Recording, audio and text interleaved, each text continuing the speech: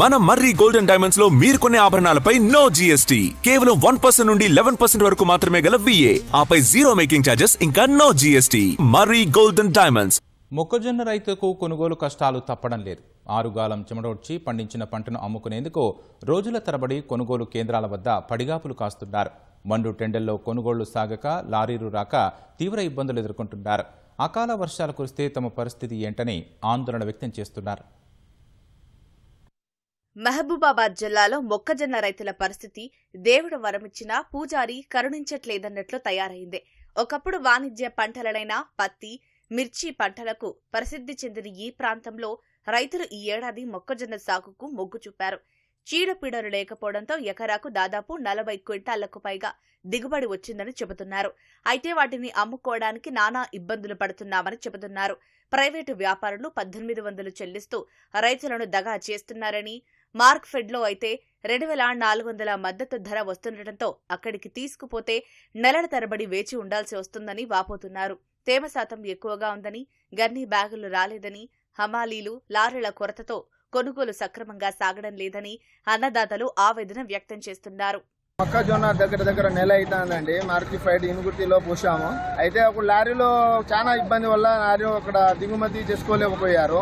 ఇక అక్కడ దిగుమతి అయితే లేదని, వర్షాలు పడుతున్నాయి, మొలకలు వస్తాయని బాధతో మేమే టాటర్ కిరాయి తెచ్చుకొని మేమే బస్తాలు రాకపోతే గన్ని బస్తాలు రాకపోతే మేమే పైసలు పెట్టి ఒక్కొక్క బస్తాకు 30 రూపాయలు చెల్లించి టాటా కిరాయి పెంచుకొని మేము ఇక్కడ కేసుందరం తెచ్చామండి. బస్తాకు 2 రూపాయలు చొప్పున మేము ఇస్తున్నాం. అన్ని రైతులే వాళ్ళకి వస్తాయి అంటారు ప్రభుత్వం నుంచి, మరి అది వచ్చేది ఎప్పుడో చేసేది ఎప్పుడో తెలియదు. కానీ ఒకటి కిరాయి బస్తాకు ఒక 30 రూపాయలు కిరాయి, మళ్ళా అమాలి 75 రూపాయలు, ఇక్కడ వచ్చేసి దింకుమూర్తి, మళ్ళీ అక్కడ ట్రాక్టర్ ఏ బ్రిడ్జి ఒక 100, ఇట్లా వచ్చేసి 150-200 రూపాయల వరకు పక్కా వస్తాను సార్. ఏప్రిల్ 3వ తారీఖు పోసిన ఇప్పటి వరకు కూడా మాకు మార్కెటింగ్ కాలేదు. ఐకేపీ సెంటర్ లో బస్తాలను అడిగితే అక్కడ సెంటర్ ఇన్ఛార్జి బస్తాలు మా హ్యాండ్ ఓవర్ లేవు, బస్తాలు మీరే కొనుక్కొచ్చుకోవాలని చెప్పారు. బస్తాలు కొనుక్కొచ్చుకున్న తర్వాత ఆ నింపాలంటే హమాలీలు బస్తాకింత అని వాళ్ళు మమ్మల్ని ఎక్స్ట్రా డిమాండ్ చేశారు. ట్రాక్టర్లతో ఇబ్బంది అవుతుంది.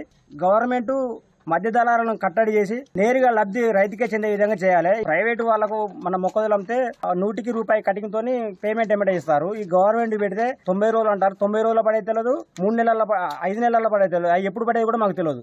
మహబూబాబాద్ జిల్లా కలెక్టర్, ఎస్పీలు క్షేత్రస్థాయిలో మొక్కజొన్న కొనుగోలు కేంద్రాలను పరిశీలించి రైతుల సమస్యలను తెలుసుకున్నారు.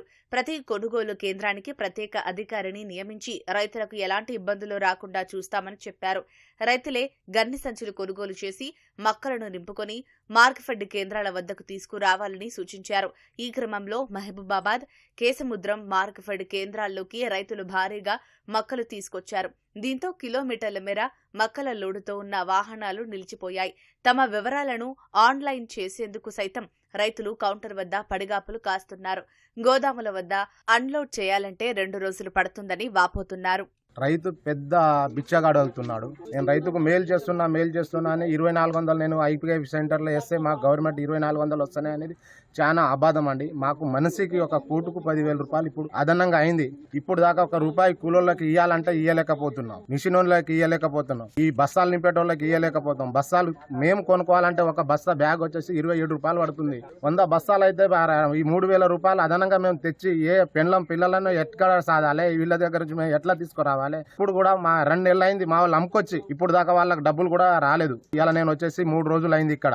ఈ ప్రైవేట్ వాళ్ళకే 2100, 2000, 2200 అమ్మిస్తే చాలా బాగుండు.